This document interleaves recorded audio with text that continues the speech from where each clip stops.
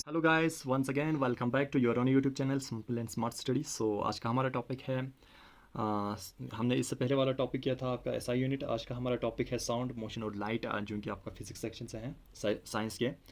तो चलिए शुरू करते हैं। सबसे पहले वेव्स की अगर बात करें तो वेव्स इसलिए समझ रहे हैं ताकि हमें जो साउंड दिया गया है, हमें साउंड हमारे जो सिलेबस में दिए गए हैं तो वो समझ में आ जाए। ठीक है, तो साउंड को समझने के लिए सबसे पहले आपको वेव्स समझना पड़ेगा। सो वेव्स क्या होता है? वेव्स एक्चुअली आपका एक डिस्टर्बेंस होता है। तो डिस्टर्बेंस होता है जिसमें क्या होता है कि आपका जो एनर्जी है वो प्रोपोगेट करता है, एक जगह से दूसरी जगह पे आपका जो एनर्जी है उसको प्रोपोगेट करता है। ठीक है, तो उसमें बिना आपका जो आपका मटेरियल जो मैटर है उसको ट्रांसपोर्ट उसका मतलब एक दूसरे से दूसरी जगह ट्रांसफ़र किए बगैर आपका एनर्जी ट्रांसफ़र होता है इसमें। ठीक है, in the form of waves. ठीक है, तो वेव्स क्या होता है? Wave is a disturbance which propagate energy from one place to another without transport of material. ठीक है, तो वेव होता है ये। तो वेव की अगर बात करें तो वेव दो तरीके के होते हैं। एक तो आपका मैग्नेटिकल वेव होता है एंड सेकंड आपका होता है नॉन मैग्नेटिकल वेव। अगर मैग्नेटिकल वेव की बात करें तो मैग्नेटिकल वेव्स में क्या होता है, इसमें आपका मीडियम की ज़रूरत पड़ता है। ठीक है, कोई भी मीडियम हो मगर मीडियम की ज़रूरत पड़ता है इसको प्रोपोगेट करने के लिए। ठीक है, इसमें एनर्जी को प्रोपोगेट करने के लिए। ठीक है, सो इस मैग्नेटिकल वेव्स की बात करें तो इसका एग्जांपल्स है आपका साउंड, आपका लाइट। ये आपका किसके अंदर आता है? आपका मैग्नेटिकल वेव्स के अंदर आता है। ठीक है, तो मैग्नेटिकल वेव्स आपका अगर इसकी पाथ की बात करें तो पाथ दो तरीके के होते हैं। एक तो आपका ट्रांसवर्स ये चलता है। ठीक है, इसको ट्रांसवर्स कहते हैं, जो कि आपका अप डाउन होकर इस तरह चलता है। एंड सेकंड आपका होता है लॉन्गिट्यूडनल, तो वो आपका स्ट्रेट चलता है। ठीक है, तो आपका जो साउंड है सिलेबस में जो आपको साउंड दिया गया है, साउंड आपका लॉन्गिट्यूडनल ये वाला पाथ अडप्ट करता है। ठीक है, सो साउंड की अगर बात करें तो साउंड आपका लॉन्गिट्यूडनल मैग्नेटिकल वेव्स होता है। ठीक है, एंड साउंड की अगर बात करें तो साउंड तीन तरीके के होते हैं। साउंड की कैटेगरी तीन कैटेगरीज में डिवाइड किए गए हैं इस साउंड को। फर्स्ट आपका है साउंड वेव्स जिसको ऑडिबल बोलते हैं। एंड इसमें क्या होता है, आपका जो साउंड वेव्स है इसमें आपका फ्रीक्वेंसी 20 हर्ट्ज से लेके आपका 20,000 हर्ट्ज तक आपका इसका फ्रीक्वेंसी रहता है। ठीक है, इसमें साउंड वेव्स में या ऑडिबल में। ये आपका मे भी क्वेश्चन में पूछा जाए कि इसकी वेवलेंथ कितने होते हैं, फ्रीक्वेंसी कितनी होती है। ठीक है, तो वेवलेंथ नहीं, फ्रीक्वेंसी कितनी होती है, तो ये आपका 20 हर्ट्ज से लेके 20,000 हर्ट्ज तक होता है। ठीक है, इन बिटवीन होता है इनका साउंड वेव्स का या audible. And waves are sensitive to humans ear, ये सेंसिटिव होता है ह्यूमन्स ईयर के लिए। ठीक है, एंड सेकंड आपका है इंफ्रासोनिक वेव की अगर बात करें तो ये आपका फ्रीक्वेंसी, इसकी फ्रीक्वेंसी कितने होता है? इसका फ्रीक्वेंसी होता है आपका 20 हर्ट्ज से कम ही होता है। ठीक है, लेस देन 20 हर्ट्ज होता है इसका जो इंफ्रासोनिक वेव्स होता है। ठीक है, एंड थर्ड कैटेगरी है आपका अल्ट्रासोनिक वेव्स। अल्ट्रासोनिक वेव्स की अगर बात करें तो इसकी फ्रीक्वेंसी बहुत ही ज़्यादा होती है, सबसे ज़्यादा इसी की होती है। और इसमें इसकी फ्रीक्वेंसी की अगर बात करें तो ये 20,000 हर्ट्ज से ज़्यादा होता है इसकी फ्रीक्वेंसी। और ये ह्यूमन ईयर के लिए मतलब ह्यूमंस अपने कानों से नहीं सुन पाते इस चीज़ को। ठीक है, सो ये था साउंड की अगर पूरी तरह अगर डिटेल में देखें तो इतना ही आपका इम्पोर्टेंट में आता है। इसी में से आपके क्वेश्चन आ जाते हैं, ज़्यादा डीप नहीं पूछते हैं। ठीक है, सो सेकंड आपका है नॉन मैग्नेटिकल वेव्स। ठीक है, नॉन मैग्नेटिकल वेव्स ये तो था जो अभी हमने पढ़ा, वो था मैग्नेटिकल वेव्स में। साउंड का जो आता है वो मैग्नेटिकल वेव्स में ही आता है। तो non magnetical waves is also called as electromagnetic waves, electromagnetic waves भी कहते हैं नॉन मैग्नेटिकल वेव्स को। ठीक है, और इसको जैसे कि आपको मैग्नेटिकल वेव्स में मीडियम की ज़रूरत पड़ता है, तो यहाँ पे इस जो नॉन मैग्नेटिकल वेव है इसको मीडियम की ज़रूरत नहीं पड़ता है। ठीक है, एग्जाम्पल के तौर पर गामा रेस है, आपके एक्स रेस है, इनको आपकी मीडियम की ज़रूरत नहीं पड़ता है। अल्ट्रा वायलेट रेस है, विजिबल रेस है, सो इंफ्रारेड रेस है, एंड माइक्रो वेव्स है, रेडियो वेव्स है। ठीक है, सो ये सब आपका किस में आता है? नॉन मैग्नेटिकल वेव्स में आता है। तो इस जो रेस है इनमें से क्वेश्चन अमूमन पेपर में देखे गए हैं। सो जो आपका विजिबल रे है ये आपका जो आंखों से दिखता है लाइट वो होता है। ठीक है, आपने रेनबो देखे होंगे, तो ये आपका विजिबल रेस होते हैं, लाइट्स होते हैं। ठीक है, एंड आपका इंफ्रारेड रेस की बात करें तो ये हीट डिटेक्ट करते हैं। एंड माइक्रोवेव्स आपका मोबाइल फ़ोन्स का हमेशा माइक्रोवेव्स का ज़रिए आपका चलता है ये मोबाइल फ़ोन्स, ठीक है। एंड रेडियो वेव्स, रेडियो जो रेडियो है आपका वो रेडियो वेव्स से चलता है, ठीक है। एंड फ्रीक्वेंसी की अगर बात करें, फ्रीक्वेंसी हमेशा इन्वर्सली प्रोपोर्शनल होता है वेव लेंथ। जितनी फ्रीक्वेंसी ज़्यादा होगी उतनी वेव लेंथ कम होगी, और जितनी वेव लेंथ ज़्यादा होगी उतनी फ्रीक्वेंसी कम होगी। तो सबसे ऊपर अगर बात करें तो हम जो विजिबल रेस की बात कर रहे थे, विजिबल रेस जो हम देखते हैं हमें नज़र आते हैं, तो वो आपका इसमें 7 कलर्स होते हैं, ठीक है।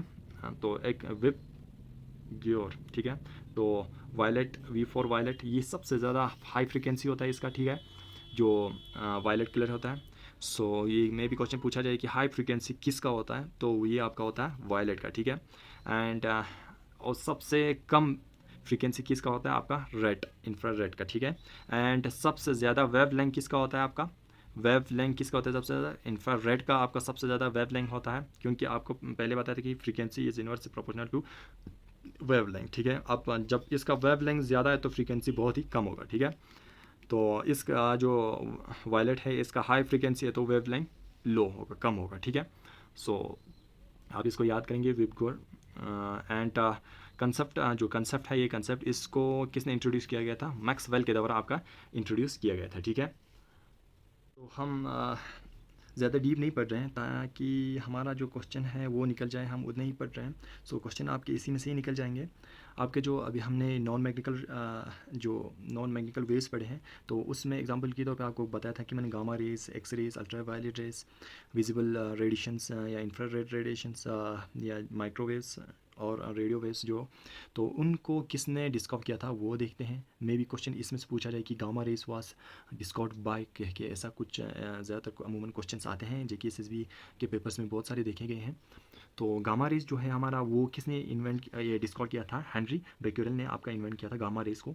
एंड सेकंड आपका एक्स रे था, एक्स रे को आपका W वंथगेन ने आपका डिस्कवर किया था। एंड थर्ड आपको देखिए अल्ट्रावायलेट रेस, जिसको रिटर्न ने आपका इन्वेंट किया, डिस्कवर किया था। एंड फोर्थ आपका है विजिबल रेडिएशन, जिसको न्यूटन ने आपका ये डिस्कवर किया था।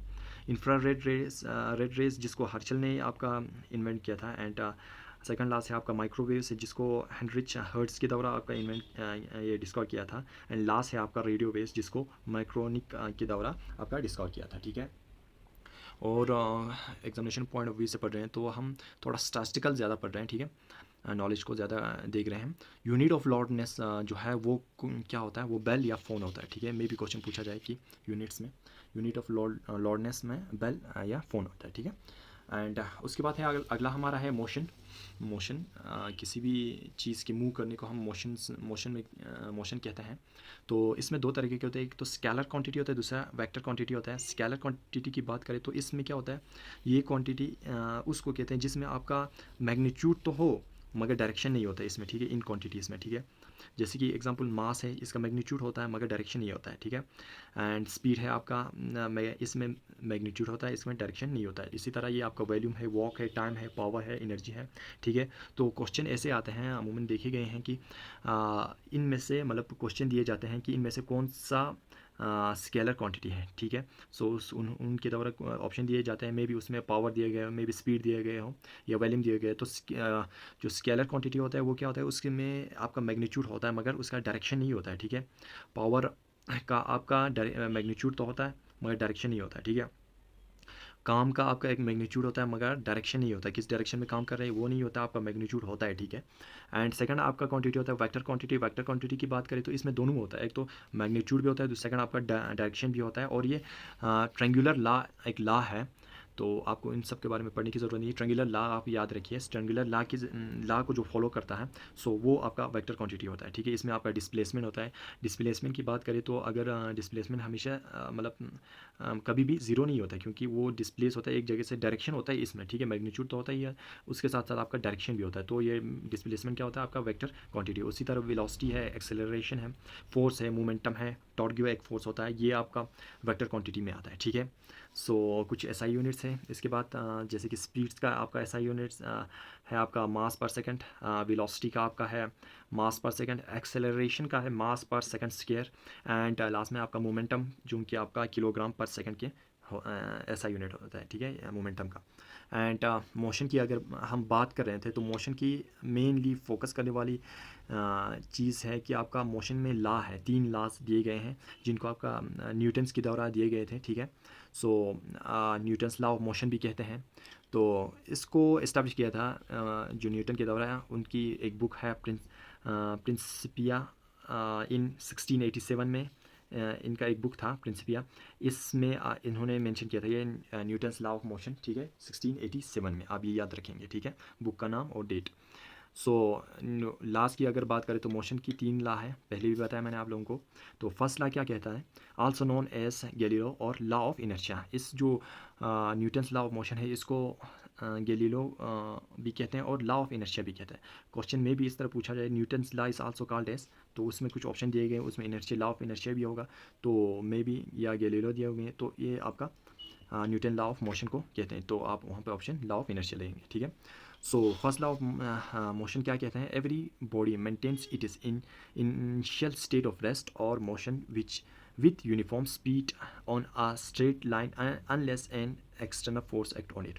ये ला क्या कहता है कि कोई भी बॉडी, एवरी बॉडी में कोई भी बॉडी, चाहे वो मतलब इनिशियल स्टेज की अगर बात करें, चाहे वो रेस्ट में हो चाहे वो मोशन में हो, वो अपना पोजीशन एक स्ट्रेट लाइन के ऊपर एक पोजीशन उसी पोजीशन में रहता है, उसी स्पीड में रहता है जब तक कोई एक्सटर्नल फोर्स उसके ऊपर अप्लाई ना हो, तब तक वो उसी पोजीशन में रहता है। ये फर्स्ट ऑफ लॉ कहता है, ठीक है, फर्स्ट लॉ ऑफ न्यूटन कहता है, न्यूटन्स लॉ ऑफ मोशन का फर्स्ट लॉ है ये, ठीक है। एंड सेकंड आपका लॉ दिया गया है F इक्वल टू ma, यानी force equal to mass into acceleration.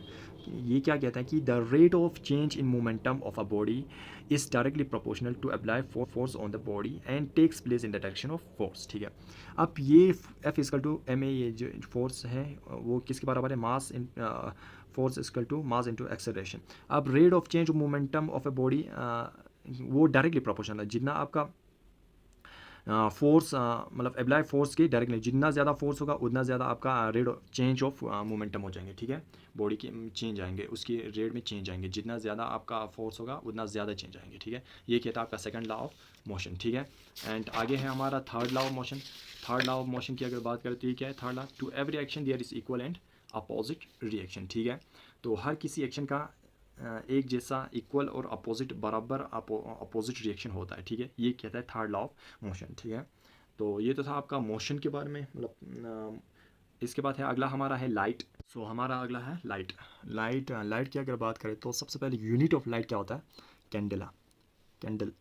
सो ये आपका यूनिट ऑफ लाइट होता है। एंड लाइट होता क्या है, light is a form of energy, एक एनर्जी का फॉर्म होता है, ठीक है, ये एनर्जी ही होता है, ठीक है। Light there is mainly 2 phenomena. इस जो लाइट है इसमें एक्चुअली 2 तरह के फिनोमेनस होते हैं, एक तो आपका रिफ्लेक्शन होता है, दूसरा आपका रिफ्रैक्शन होता है। क्वेश्चन अमूमन इसी में से ही आ जाता है, ठीक है।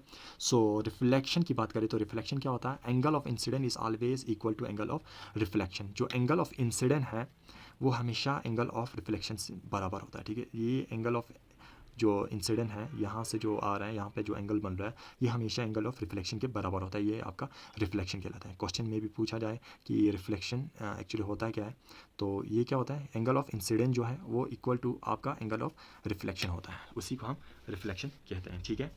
सो ये 2 फिनोमेनस थे। अब रिफ्रैक्शन की बात करें तो refraction of light actually happens, it happens when ray pass from one medium to another medium.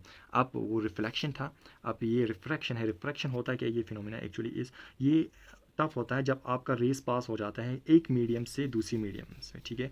अब पानी के ऊपर से अगर लाइट पास करे तो वो पानी के नीचे जाता है, तो वो डिफरेंट मीडियम होता है। एक मीडियम आपका एयर हो गया, दूसरा आपका मीडियम हो गया आपका वाटर। तो इसमें जब पास होता है तो उस वक्त ये फिनोमेना आपको दिखाई देता है रिफ्रैक्शन का, ठीक है। When light pass from rare to denser medium, जब आपका लाइट पास होता है रेयर टू डेंसर मीडियम, हल्की से आपका डेंसर मीडियम की तरफ जाता है, तो क्या होता है आपका rays always bends towards normal. अब जो रेस है वो हमेशा बेंड होता है किसकी तरफ, नॉर्मल की तरफ हमेशा, ठीक है।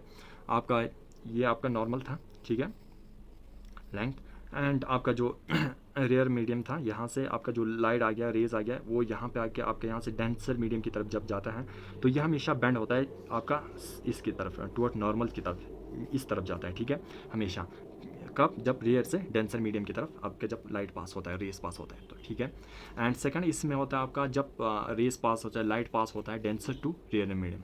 जब डेंसर से आपका रेयर मीडियम की तरफ आपका जब रे पास होता है तो उस वक्त आपका जो रेस है वो बैंड कहाँ होता है, अवे फ्रॉम नॉर्मल्स, ठीक है। ये अमूमन क्वेश्चन देखा गया है कि मतलब पूछा गया है कि जब आपका जो लाइट है वो पास होता है जब डेंसर मीडियम से रेयर मीडियम तो वो किस तरफ बैंड होता है। तो इसमें है आपका डेंसर से जब आप रेयर मीडियम की तरफ आपका जो रेस पास किए जाते हैं तो वो आपका होता है अवे फ्रॉम नॉर्मल, नॉर्मल से दूर जाता है, ठीक है। जब रेयर टू डेंसर देता है तो वो आपका टूवर्ड्स नॉर्मल होता है, और आपका जो अगर रेस है वो आपका अगर डेंसर टू रेयर मीडियम जाए तो वो आपका अवे फ्रॉम नॉर्मल होता है, ठीक है।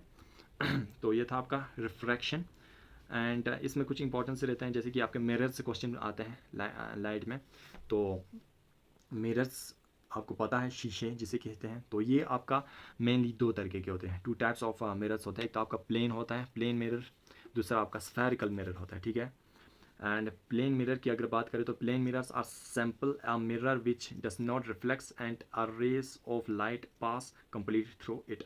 ये प्लेन मिरर्स क्या होता है, आपके जो घर के शीशे होते हैं वो आपका प्लेन मिरर कहलाते हैं, ठीक है। तो आपका इसमें क्या होता है, आपका mirrors are simply a mirror which does not, जो रिफ्लेक्ट नहीं करते, जिसमें से पास होके जाता है, रेस पास होके निकल जाते हैं, ठीक है, कंप्लीटली पास हो जाता है, तो वो आपका प्लेन मिरर होता है, ठीक है। तो प्लेन मिरर कौन से होते हैं आपके, जिसके अंदर से आपका रेस कंप्लीटली पास हो जाता है, ठीक है। एंड आगे बढ़ते हैं, आगे आपका स्फेरिकल मिरर है। स्फेरिकल मिरर की अगर बात करें, स्फेरिकल मिरर, तो स्फेरिकल मिरर की अगर बात करें तो ये आपका दो तरीके के होते हैं, ठीक है। स्फेरिकल मिरर फर्स्ट आपका होता है, एक तो आपका स्फेरिकल मिरर की बात करें तो कन्वेक्स होता है, कन्वेक्स होता है, एंड सेकंड आपका कनकेव होता है, या दो तरीके के होते हैं स्फेरिकल मिरर, कनकेव और कन्वेक्स, ठीक है। तो इस कनकेव की अगर बात करें, सबसे पहले इसमें थोड़ा कन्फ्यूजन रहता है बच्चों को, तो आज आपका कन्फ्यूजन क्लियर हो जाएगा यहाँ पे। तो कनकेव जो है आपका, देखिए केव, केव शेप में अंदर केव है, तो केव हमेशा अंदर की तरफ, इस तरह गुफा जब आप जाते हैं तो अंदर की तरफ होता है ये, ठीक है। तो कनकेव है ये, ठीक है, केव शेप में। तो इसमें क्या होता है, इसमें आपका होता है आपका जब रेज जाता है तो वो आपका टोटल इंटरनल रिफ्लेक्शन होता है इसमें, ठीक है, जो आपका कनकेव है इसमें। एंड इसमें साइज बिगर होता है, कन्वर्जन होता है, और फोकस ऑन वन पॉइंट, यहाँ पे एक ही पॉइंट पे फोकस ये होता है, ठीक है, ये कन्वर्जन होता है, ठीक है। तो आपका ये तो है कनकेव, जिसमें साइज आपका बिगर होता है, आपका कन्वर्जन होता है, ठीक है, rays, and focus in one point होता है, ठीक है, ये आपका कनकेव है, ठीक है। कन्वेक्स कैसा होता है, कन्वेक्स अगर आपका कनकेव का बाहरी साइड वाला जैसा होता है, ठीक है। कन्वेक्स में आपका टोटल डाइवर्जन होता है, रेस आपका कनकेव में क्या होता था, इंटरनल आपका कन्वर्जन होता था, वहाँ पे मिल जाता था, वहाँ पे एक ही पॉइंट फोकस होता था, हमारे यहाँ पे डाइवर्स होके दूर दूर जाते हैं, तो लाइट्स जब रेस आते हैं आपके तो ये तो यहाँ से आपका डाइवर्स होके चले जाते हैं, ठीक है, डाइवर्जन होता है। इसमें विजन क्या होता है, बिगर होता है, और किसी एक पॉइंट पे फोकस नहीं करते, इसमें डाइवर्स होके चले जाते हैं, ठीक है। तो ये तो था मिरर्स। अब लेंस की बात करते हैं। लेंस एक तो प्लेन लेंस होता है, एंड सेकंड आपका स्फेरिकल लेंस होता है। तो आँखों के जिसको प्रॉब्लम होता है तो वो लेंस लगाते हैं, ठीक है। तो इसमें आपका सबसे पहला है कनकेव लेंस, एंड सेकंड आपका कन्वेक्स लेंस है। आप कनकेव लेंस में क्या होता है, आपका डाइवर्जन होता है, ठीक है। लेंस की बात कर रहे हैं, ठीक है, मिरर्स की बात नहीं कर रहे हैं। मिरर्स अगर कनकेव होता तो उसमें कन्वर्जन होता था, ठीक है। आप कन्वेक्स लेंस में क्या होता है, वहाँ पे कन्वर्जन हो, जो मिरर होता था वहाँ पे आपका डाइवर्जन होता था, यहाँ पे आपका कन्वर्जन होता है, ठीक है। सो अगर आपको मायोपिया है तो आपका कौन सा लेंस लगेगा, आपका कनकेव लेंस लगेगा। एंड अगर आपका हाइपर मायोपिया है तो आपका वो आपका कन्वेक्स लेंस लगेगी, ठीक है। तो इतना ही काफ़ी है आपके एग्जामिनेशन पॉइंट ऑफ व्यू से। तो होप आप लोगों को वीडियो अच्छा लगा होगा। अगर वीडियो अच्छा लगा है तो लाइक, सब्सक्राइब और शेयर ज़रूर करें। मिलते हैं अगले वीडियो में अगले टॉपिक के साथ, तब तक के लिए goodbye and take care, have a nice day.